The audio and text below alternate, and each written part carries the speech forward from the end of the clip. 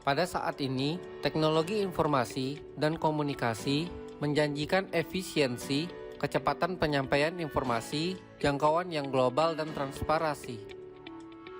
Dengan begitu, untuk mewujudkan pemerintahan yang baik, salah satu upaya yang perlu dilakukan adalah dengan menerapkan teknologi informasi dan komunikasi atau yang populer disebut sebagai e-government.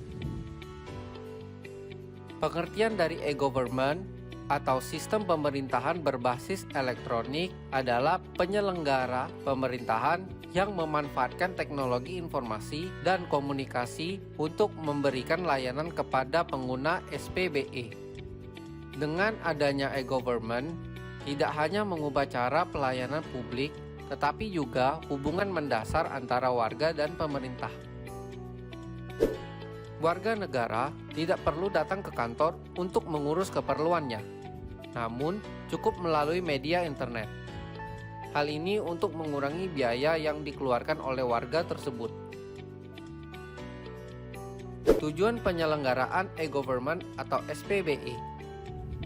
Yang pertama, mewujudkan tata kelola pemerintahan dan pelayanan publik yang bersih, efektif, efisien, akuntabel, dan terpercaya. Yang kedua, meningkatkan efisiensi dan keterpaduan penyelenggaraan pemerintahan berbasis elektronik.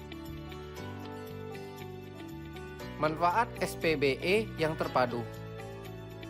Yang pertama, meningkatnya efisiensi anggaran untuk pembangunan pemerintahan berbasis elektronik. Yang kedua, mendukung terwujudnya satu data Indonesia melalui bagi pakai data antar instansi pemerintah dan pemerintah daerah.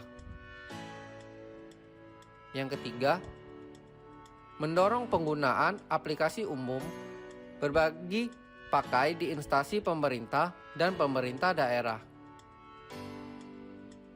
Yang keempat, meningkatnya utilisasi infrastruktur TIK yang terintegrasi dan berbagai pakai bagi instansi pemerintah dan pemerintah daerah. Yang kelima, terwujudnya keamanan informasi pemerintah. Cakupan layanan sistem pemerintahan berbasis elektronik atau e-government. 1. Government to Citizen atau G2C. G2C adalah layanan yang mencakup penyebaran informasi secara online kepada publik, serta layanan dasar masyarakat. Dengan adanya online, pemerintah mengharapkan meningkatnya kepercayaan publik terhadap transaksi-transaksi online. Maka dari itu, pemerintah membangun dan juga menerapkan berbagai aplikasi teknologi informasi untuk memperbaiki hubungan interaksi dengan masyarakat. Sebuah portal online yang single window dapat menyediakan layanan-layanan seperti pemrosesan dan juga penerbitan berbagai surat izin atau perizinan dan juga sertifikat, informasi terhadap hal-hal legislatif, administratif, dan juga hukum-hukum yang berkaitan, jasa pembayaran termasuk pajak dan juga pembayaran iuran sosial, kesempatan untuk berpartisipasi dalam administrasi pemerintahan melalui permintaan pendapat publik dan juga pemungutan suara elektronik. Selain G2C, sistem pemerintahan berbasis elektronik juga terbagi ke dalam government to business atau yang disebut dengan G2B. G2B dibangun dengan tujuan untuk memperlancar para praktisi bisnis dalam menjalankan usahanya. Relasi antara para pelaku bisnis dan juga pemerintah dapat mempermudah serta memperluas akses pelaku usaha terhadap informasi yang diperlukan bagi kepentingan usahanya. Misalnya, berbagai macam kebijakan publik, prosedur perizinan seperti pembuatan SIU, pembuatan SITU, dan juga NIB. Salah satu tugas utama dari sebuah pemerintahan adalah membentuk sebuah lingkungan bisnis yang kondusif agar roda perekonomian sebuah negara dapat berjalan sebagaimana mestinya. Dalam melakukan aktivitas sehari-hari, diperlukan relasi yang baik antara pemerintah dan juga kalangan bisnis. karena tidak hanya bertujuan untuk memperlancar para pelaku bisnis dalam menjalankan roda perusahaannya, namun lebih jauh lagi banyak hal yang dapat menguntungkan pemerintah jika terjadi relasi yang baik dan efektif kepada industri swasta. Layanan yang diberikan berupa e-procurement dan juga e-perizinan. Contohnya, perizinan pajak perseroan, peluang bisnis, pendaftaran perusahaan, dan lain-lainnya. Government to government atau G2G, yaitu memungkinkan komunikasi dan pertukaran informasi secara online antara departemen atau lembaga pemerintahan melalui basis data yang terintegrasi. Layanan yang diberikan seperti e-office, e-planning, e-budgeting, e-money. Contohnya aplikasi yang menghubungkan kantor-kantor pemerintah setempat dengan bank-bank asing milik pemerintah di negara lain, di mana pemerintah setempat menabung dan menanamkan uangnya. Hubungan administrasi antara kantor-kantor pemerintah setempat dengan sejumlah kedutaan-kedutaan besar atau konsulat jenderal untuk membantu penyediaan data dan informasi akurat yang dibutuhkan oleh para warga negara asing yang sedang berada di tanah air. Government to employee atau G2A. Pada akhirnya, aplikasi e-government juga diperuntukkan untuk meningkatkan kinerja dan kesejahteraan para pegawai negeri atau karyawan pemerintahan yang bekerja di sejumlah institusi sebagai pelayan masyarakat. Berbagai jenis aplikasi yang dapat dibangun dengan menggunakan format G2A antara lain. Yang pertama, sistem pengembangan karir pegawai yang selain bertujuan untuk meyakinkan adanya perbaikan kualitas sumber daya manusia, diperuntukkan juga sebagai penunjang proses mutasi, rotasi, demosi, dan promosi seluruh karyawan pemerintahan. Yang kedua, aplikasi terpadu untuk mengelola berbagai tunjangan kesejahteraan yang merupakan hak dari pegawai pemerintah, sehingga yang bersangkutan dapat terlindungi hak-hak individualnya. Yang ketiga, sistem asuransi kesehatan dan pendidikan bagi pegawai pemerintahan yang telah terintegrasi dengan lembaga-lembaga kesehatan, seperti rumah sakit, poliklinik, apotik, dan lain sebagainya. Dan institusi-institusi pendidikan, seperti sekolah, perguruan tinggi, kejuruan, dan lain-lainnya, untuk menjamin tingkat kesejahteraan karyawan beserta keluarganya. Yang keempat, aplikasi yang dapat membantu karyawan pemerintah dalam membantu untuk melakukan perencanaan terhadap aspek finansial keluarganya, termasuk di dalamnya masalah tabungan dan dana pensiun dan sebagainya. Transformasi digital. Dengan adanya SPBI atau e-government di Indonesia, transformasi digital membawa perubahan yang positif, di mana dapat kita lihat sebelum menggunakan e-government, proses masih dilakukan secara manual, sehingga memerlukan waktu yang cukup panjang untuk mendapatkan hasilnya.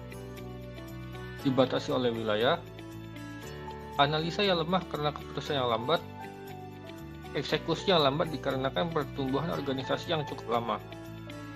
Lalu, hasil dari transformasi digital yang dapat kita terima sekarang adalah partisipasi aktif dari stakeholder, kepuasan masyarakat terhadap layanan digital, meningkatnya kualitas pemimpin, citra pemerintah meningkat, tumbuhnya inovasi bottom up, dan transformasi aparat menjadi handal.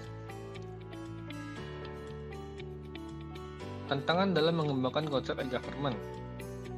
Secara pokok, ada 3 tantangan terbesar yang dihadapi oleh pemerintah maupun masyarakat dalam mengembangkan konsep e-government di negaranya masing-masing.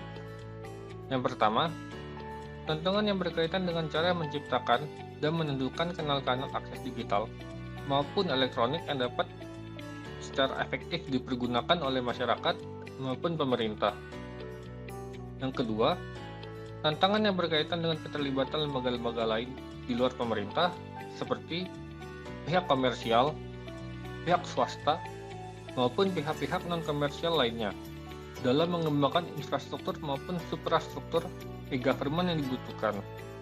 Yang ketiga, tantangan yang berkaitan dengan penyusunan strategis institusi, terutama yang berkaitan dengan masalah biaya investasi dan operasional, sehingga program manajemen perubahan e-government dapat berjalan dengan lancar maupun tidak sesuai dengan yang diinginkan. Kesiapan dalam memanfaatkan teknologi informasi. Dalam memanfaatkan teknologi informasi, saat ini pada umumnya ditinjau dari beberapa aspek dalam kesiapannya. Yang pertama adalah e-leadership.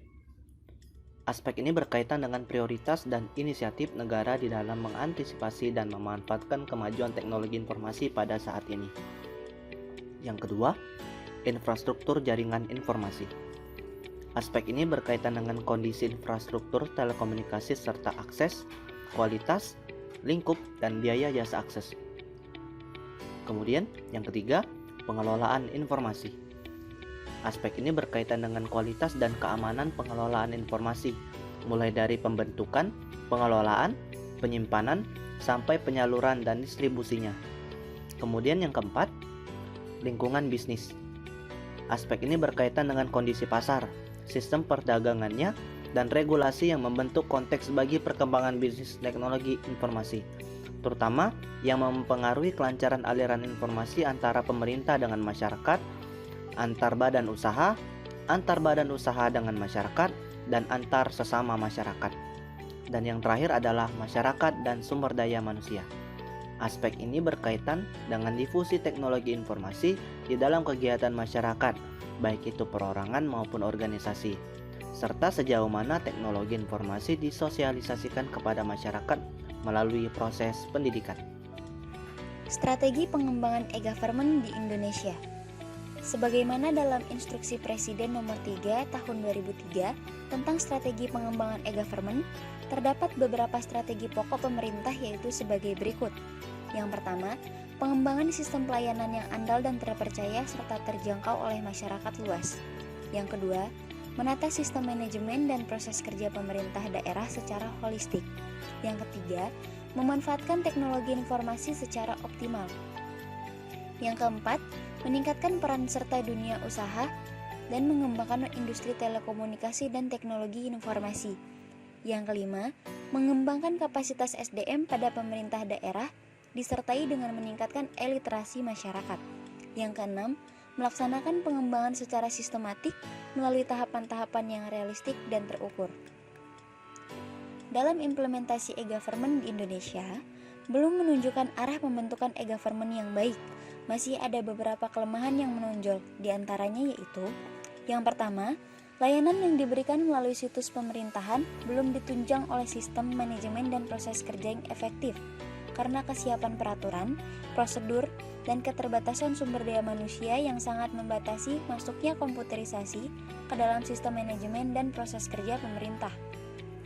Yang kedua, belum adanya strategi serta tidak memadainya anggaran yang dialokasikan untuk pengembangan e-government pada masing-masing instansi. Yang ketiga, inisiatif dalam upaya e-government oleh instansi dilakukan secara sendiri-sendiri. Dengan demikian, sejumlah faktor seperti standarisasi keamanan informasi, autentikasi, dan berbagai aplikasi dasar yang memungkinkan interoperabilitas antara situs secara andal, aman, dan terpercaya untuk mengintegrasikan sistem dan proses kerja pada instansi pemerintah dalam pelayanan publik yang terpadu ini menjadi kurang mendapatkan perhatian. Yang keempat, pendekatan yang dilakukan secara sendiri-sendiri ini tidak cukup kuat untuk mengatasi kesenjangan kemampuan masyarakat untuk mengakses jaringan internet, sehingga jangkauan dari layanan publik yang dikembangkan menjadi terbatas. Kesimpulan, dengan e-government kita dapat melakukan banyak hal. Pertama, mendigitalisasi dokumen dan menggunakan sistem komputasi awan untuk kemudahan akses kapan dan di mana saja. Yang kedua, koordinasi dan integrasi. E-government dapat memudahkan koordinasi kerja pemerintah dalam proses pembuatan kebijakan. Sementara itu, layanan publik yang terintegrasi dapat memudahkan akses masyarakat karena e-government hadir dalam rapat yang bersahabat, kompatibel bagi semua perangkat, dan mendukung fitur identitas dan tanda tangan elektronik. Masyarakat dapat secara aktif terlibat di pemerintahan baik secara individu maupun kolektif, seperti lewat kelompok atau komunitas. Masyarakat dapat mengajukan usulan kebijakan, mengawasi anggaran, ataupun melaporkan temuan. Dengan begitu, pemerintah akan terdorong untuk jadi lebih akuntabel dan transparan. Meskipun sistem e-government menjanjikan banyak hal positif, keberhasilannya sangat tergantung pada partisipasi aktif dan kerjasama seluruh pihak yang terlibat. Ini bukan hanya tanggung jawab pemerintah saja loh, tapi kita semua. Mulai dari tukang kebab, pedagang asongan, mahasiswa, dokter, guru, dan lain sebagainya.